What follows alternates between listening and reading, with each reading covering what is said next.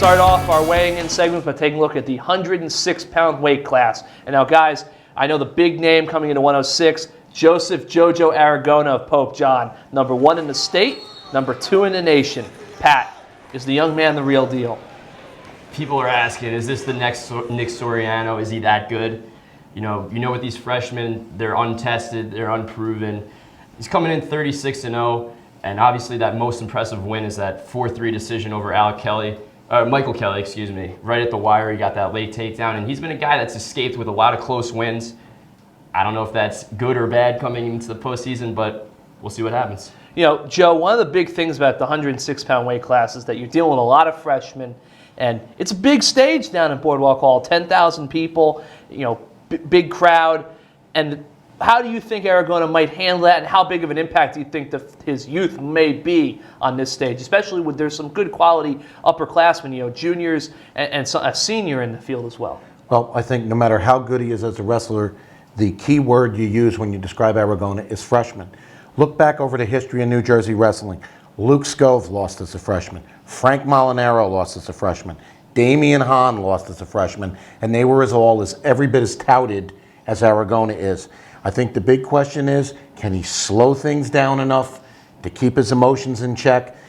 We talk about that all the time. When you go to AC, you see the kids running around warming up, looking at the ceiling, looking around, looking at the crowd. They're usually the kids who are gone the first round. So I think he has the skill. Let's see if he can show the maturity to get through.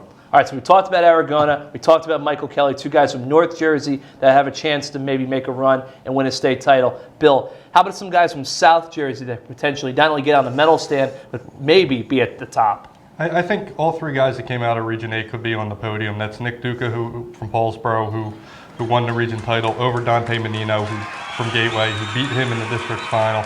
Seth Henry from Highland is now going back to states for a 2nd straight year. They could all get there. They probably all won't, just because they'll probably run into each other and wrestle backs at some point. But the guy from South Jersey that I think that can win it is Joe Manchio from Seneca. If the name Manchio sounds familiar, it should. His cousin Mark was a 3-time state champion, 4-time state finalist at Sterling, one of the best wrestlers in state history.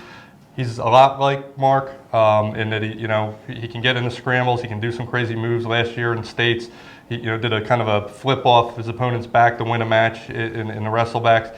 He's not as athletic as Mark. I don't know if anybody is, but he's very good, and he definitely can win this weight class. He's also the 1st region champ from Seneca, the 2nd region champ from Seneca. Now he's trying to become the 1st state champ.